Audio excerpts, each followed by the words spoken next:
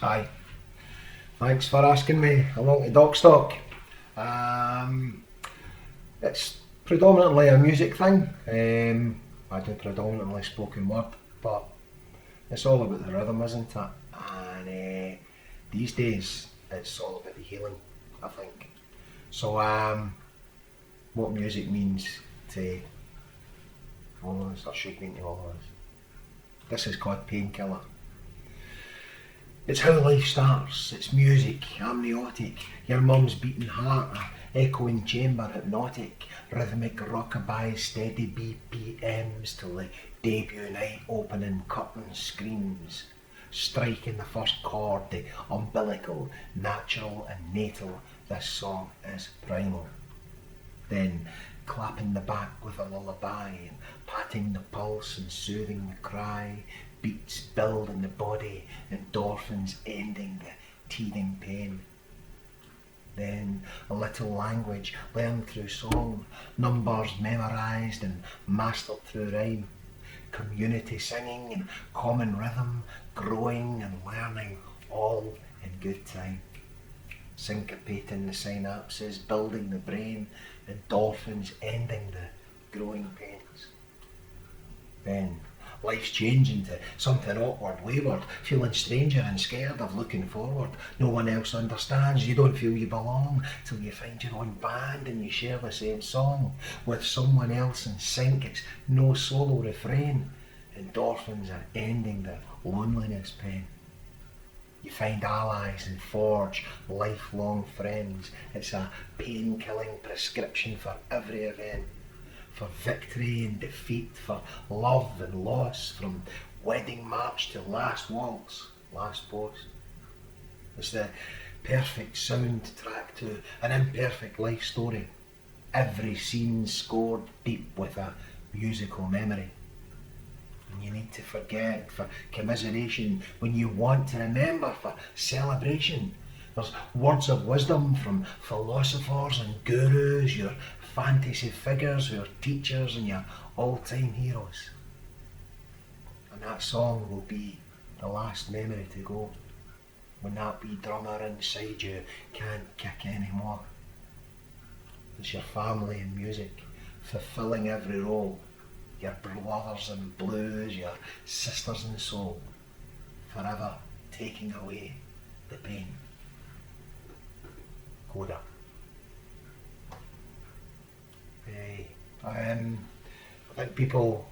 I think we all knew that in the community, how important music is, but it's nice to hear people saying how it is so important for your well-being.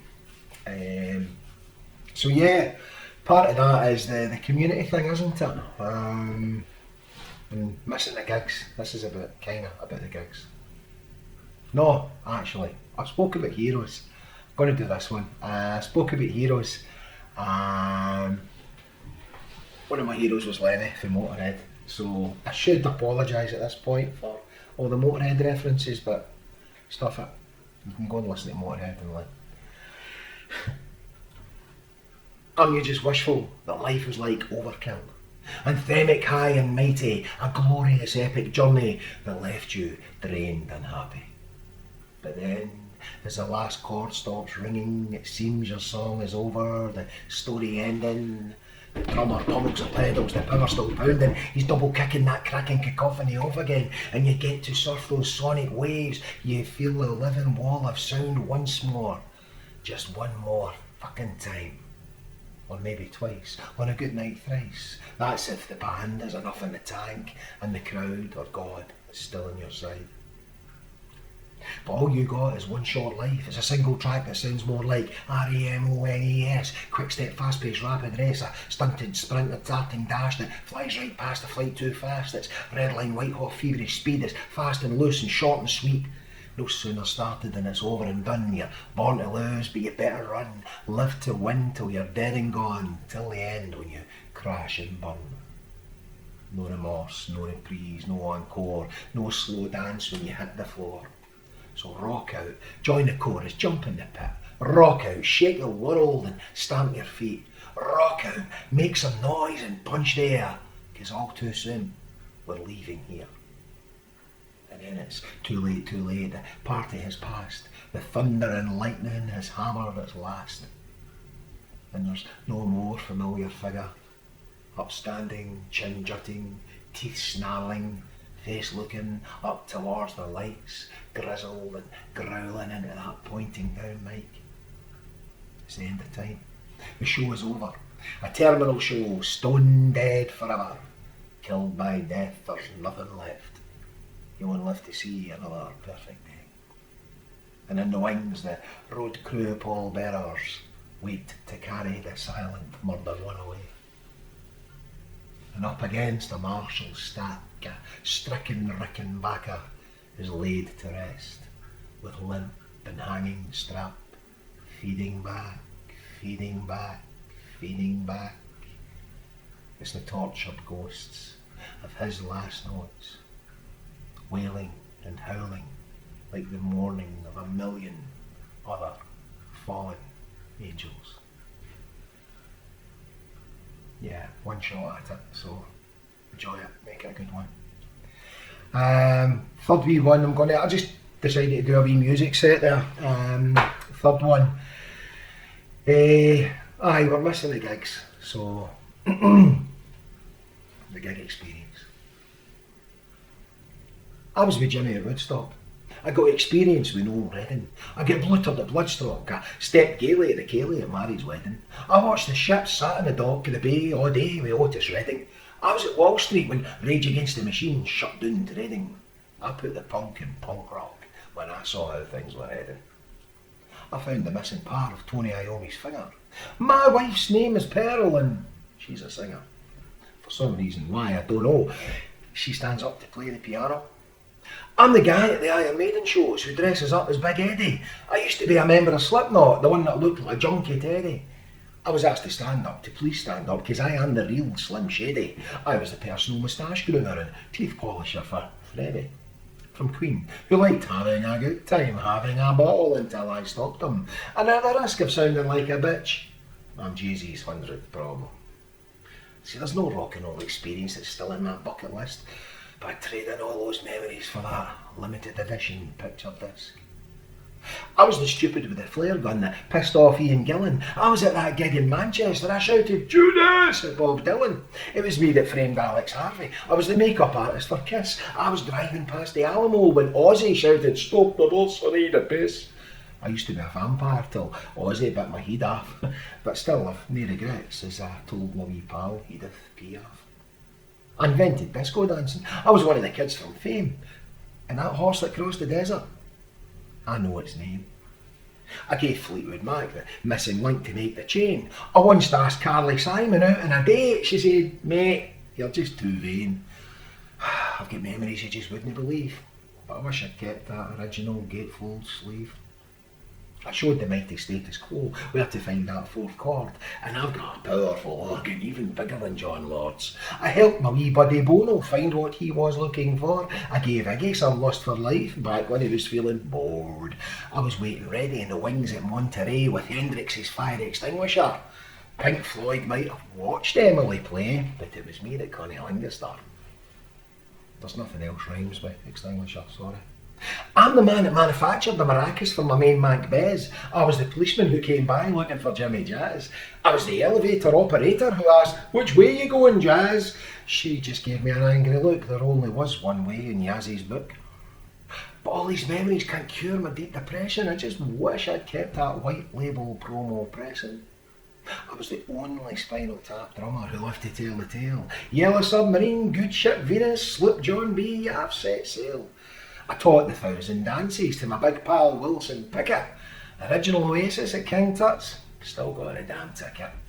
I turned it up to 11, I invented heavy metal. I said, "Elvis, Blue Hawaii, get yourself down that ghetto." I gave Paul Simon the idea to visit Soweto, and I recommended yon big opera singer try just one cornetto. I've had some good times through the history of rock and roll. And like the devil told my pal Jagger, I was there to see it all. Ooh, ooh, ooh, ooh. But although my life has been mighty fine, I'll mind and be resigned. I'll eventually run out of time. I'll Be reading the final signs, I'll reach the end of the line, I'll go out rocking when the choice is mine, I'll leave my worldly cares and pains behind, I'll always swear blind, I wish to hell I'd kept all my vinyl. Music, love it, grasp it, embrace it, and come on, hurry back the gigs. Right. This wee set I'm going to do is kind of about men and women, attitudes to each other, attitudes to ourselves. Yeah, it used to be called the weaker sex, and this is called slice of life. Pre-planned with clinical precision, there will be no emergency. No need for a siren to scream. I have to turn up at 10 and just be there. But beside myself, shivering quietly, is half the women I married, lying a bit detached from those parts beyond the screen. And from where, amid a burst of activity, a bloody explosion of silent intensity, somebody hands me this wee guy, whose face I feel I've seen before. All his comfort torn away, his warm wee world to the cold light of day. He wears a wee expression of puzzled irritation. And ripped apart but seemingly complete, I see half the body of twice the person, like one of those holy statues I remember looking up to, his mother, his smiling serenity. And at her shoulder, standing by her side, her tower of strength, can only cry these stupid eyes out. Yeah. Because we aren't supposed to cry. You know what I mean? This is all the things you were told when you were wee. To that tough guy. It's called Man Up. Congratulations! It's going to be a boy, a big strong boy. His wee legs are kicking, he's going to be some player. His wee fists are pumping, he's going to be a bruiser. Hope he's not a crybaby. Get out and play, son. Play fair, play rough, play hard, play tough. Play wrestling, play soldiers, play cops and robbers. Wee boys don't cry. Play the game, the long game, the fair game, and remember to act like you are a pure game. Don't cry for a foul, it's just a wee knock. Just a wee twinge, just pull up your socks.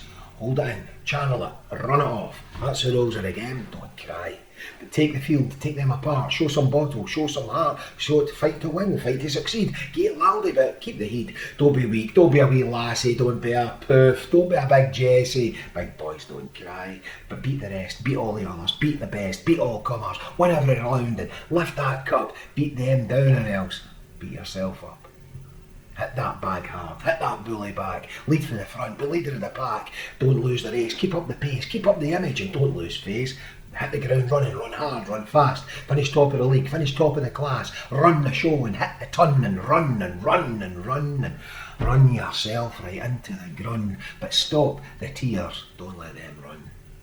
You're growing up, it's time to man up, to measure up, drink up, step up your game, step up to the plate, live up to your name, lift up those weights, keep raising that bar, keep your standards high, stand tall, be the bigger man and don't cry.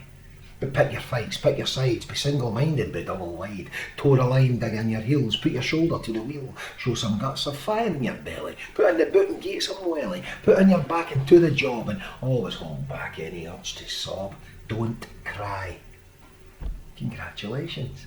Now, do right by her, stand beside her, be the protector and the provider, be the family man, keep them safe in your hands, take them under your wing, take it all on your stride, take the world on your shoulders, protect and provide. You can't afford to cry, but support your family, support your friends, support your team till the bitter end. Don't ask for support back, because that would be weak. Give them a leg up, but stand on your own 2 feet. Don't sit down and greet, but grind out results, face the daily grind and grin and bear it in mind, to grit your teeth and take it all on the chin and bite the bullet and bite your tongue. The lump in your throat has got you sickened, but take your medicine, take your kicking, swallow your pride, eat humble pie, set your jaw, turn your cheek and don't cry. Just be a man, be the man, be a man's man, be all things to every man. Never cry. See, it's better to explode, to go off like a bomb, to go out of control, crash and burn, and blow right out like a raging storm. Aye. A havoc-wreaking tornado, an angry erupting volcano, scarred, shattered, being shocked in the cardio, or a sick, screaming, spiralling psycho. That's a much more macho way to go. Hey, toxic masculinity. Part of which we need to think about is the words we use as well. It's not just about the physical violence and posturing, it's the things that you say, especially to a partner. This is power grinder. Do we notice respect fading, like grey hairs receding, like an expanding waistline just slipping through time? It's gradual and imperceptible, but grinding and irreversible. Are you taking her for granted? Are you lazy from contentment? Are you blaming her for your life's resentment? Is it love long lost or complacency breeding contempt? Are you livid at living a life that's becoming not what you dreamt? Whatever your reasons, no matter excuses, who cares? It's all one. The end game is all the same. He did the deed, the damage is done. The human spirit's been broken just by some words that you've spoken. Because now it's stamina sapped and self-esteem shattered and patience snapped and self-belief battered and hopes dashed and dreams destroyed and confidence smashed to an emotional void. And I will use violent physical terminology about abuse that's emotional, hurtful psychology.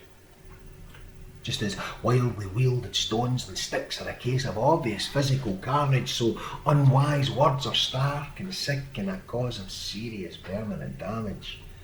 It's the overbearing, the overlooked, the oversights, the personal slights, all accumulative erosions of her once positive emotions. And you are found complicit, your act made deliberate through your inveterate, constant repetition, your lack of contrition, your callous dismission, your careless omission, all kept her sad wishing, caused her submission. See, even the biggest boulders become belittled, unabatedly battered by the tides, to the paltriest pieces of pebbles pummeled, repeatedly pounded from all sides. And so words and ways will wash away our strength, our resolve, our will. We're drowned in sorrows, our souls are sank, our nerves are wrecked until we're ground down and worn away like insignificant specks of sand. Mind and heart, body and soul, all broken down without having to lift a hand.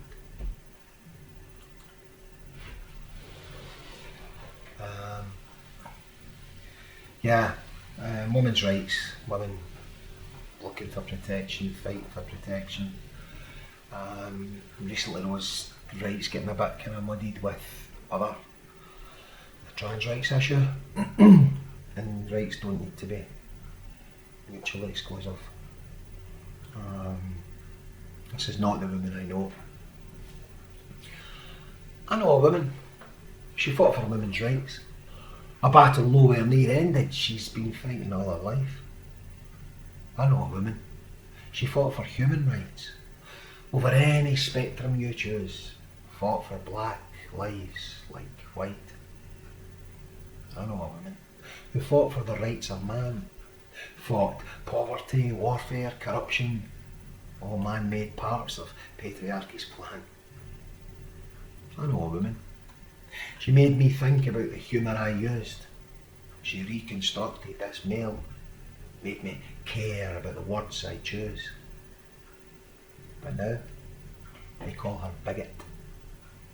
That's not the woman I know. Now, as she champions gently her sisters' and daughters' safety, they reduce her to acronym, take her very name and identity. Those who stand on her shoulders seek to bring her to her knees. With her newfound voice they shout her down, but still she will rise. It's what she's always had to do. Be nice to each other. This wee set, just a few poems about feeling good, making the most of life, being what you want to be. This is called Cloud 9. See, they don't have any numbers on them. No regularity and rigid array, but random.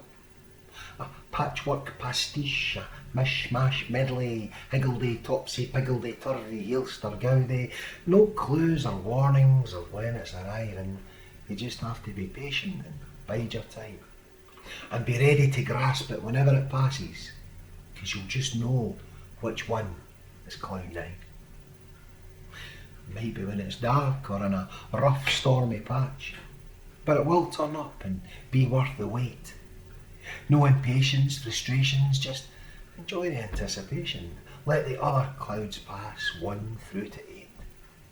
Mind, no problems, no hassles, no worries, and every little thing will be just fine. When those clouds have blown and the shadows have flown, then I'll get to see Cloud 9. And it'll fly on by too, just like the others. And that's sound, wee cloud, that's fine, no bother. We meet for a while, you make me smile, 'cause there's no cloud that can last forever. They're transient things in a transient state, like states of happiness or euphoria, all temporary and ephemeral, hard to attain, harder to sustain, so savour them, store and stash them to memory. Keep Cloud 9 for good up there. Treasure for whenever you need it. So any time after it's floated away, like an old friend you can drop in to visit. The vibrant vista that only you can see forever. A long time after it floated off through the ether. And no other clouds are allowed in your mindscape. Just that one that is a happy place.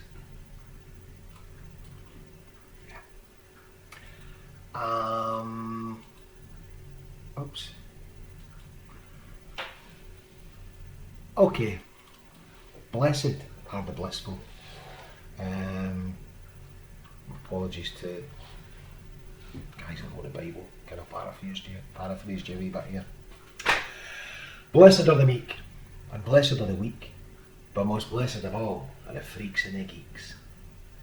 Blessed are the lentil munchers and the celery crunchers, the after trolleys and the out to lunchers. Blessed are the crazy catters and the mad hatters and the tramps and the throw rags with their trousers and tatters. Blessed are the half-wits, blessed are the misfits and the she's one sandwich short of a picnic. Blessed are the saft buggers and the tree huggers, for it won't be them that poison the earth. When the last tree gets felled and you're blue fighting for breath, you won't be laughing at the greens when you're choking to death. Blessed are the squares, because square pegs will never sink into that hole. There's been too many people hammered down as it is. And going down a round hole is like disappearing down a drain, so good on you, square pegs, for going against the grain. Blessed are the allotment potterers, the mumbling mutterers, the lonely pen pals, the stamp collectors. Blessed are the glaikit, blessed are the hackett, blessed are the mingin, the manky and mocket. Blessed are the hippies and the deeply dippies and the she's one pickle short of a chippy. Blessed are the Hoovians and the Trekkies, the stargazers and the space cadets, the heeds in the clouds, the wired to the moons, and he's one stormtrooper short of a full platoon. For they are blessed to see the bigger picture. There's no gazing downcast, their sights are set high. They are charting a course through the cosmos, believing that one day we will fly.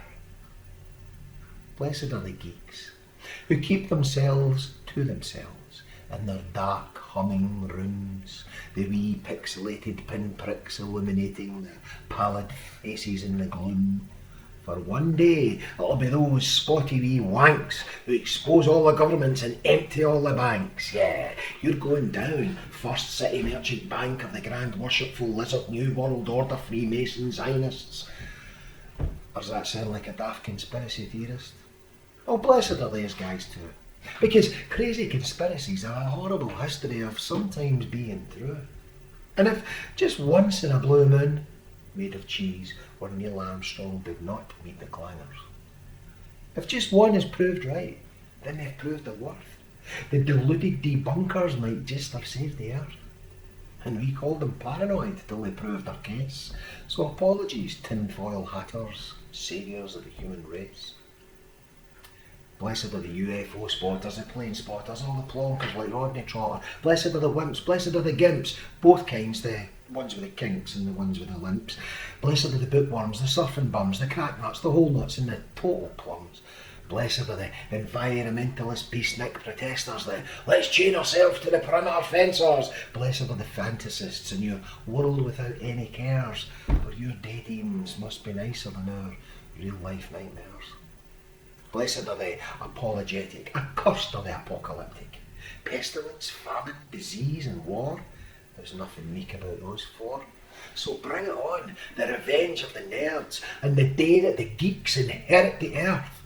And so it should be, for the meek deserve it. They're the only ones that might just look after it. So God bless them all those wondrous weirdos, especially the poetry people, for we are the saddest of saddos. And that's what we call self-deprecating. Okay, last one. Did we talk about Lemmy earlier on in the song Overkill, which famously finishes and then starts again and gives you another wee just when you thought it had ended. But as we said, life's not like that. So you got to carpe the diem. This is time ode. If I could turn back the clock, if I'd another try, just one more shot, if only I could live my life again, and what I know now, if I only knew then. If I could take a second bite at the cherry, or do that special effect like in the old movies, the calendar dates flying past, reversing fast pages flipping, or I could build a time machine like wee Stewie Griffin, or more like the original from Calvin and Hobbes, wee Calvin's time travelling cardboard box. You should check out Calvin and Hobbes, by the way, the world's best ever comic strip. Or is that just how I remember it on a nostalgic trip? See, there you go. Nostalgia, that's the key. And some say nostalgia ain't what it used to be. This yearning for passing time to be reclaimed, nostalgia could be one definition, or reprieve, reprise, rerun, regain, reawakening, rejuvenation. If life had a wee button marked rewind, if I could turn back time.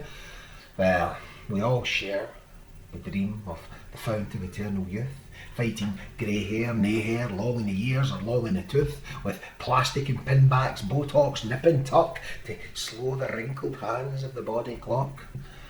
Slow down the hourglass's shifting sands, stop all the clocks in their sweeping hands. From H.G. Wells' original time machine to Marty and Doc in the shiny DeLorean. Doctor, who wouldn't love a trip back in a TARDIS? It's not just me escaping in the modelling midlife crisis. To play again the second childhood reborn, in rude health, the age of innocence that's gone.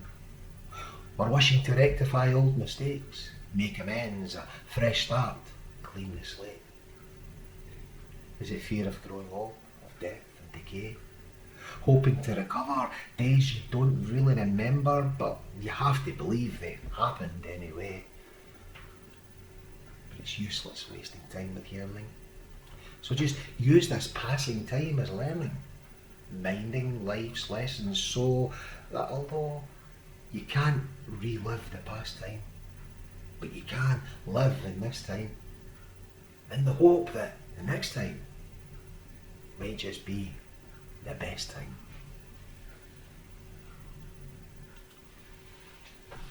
Thanks for having us, Doc Stock. Good luck and take care.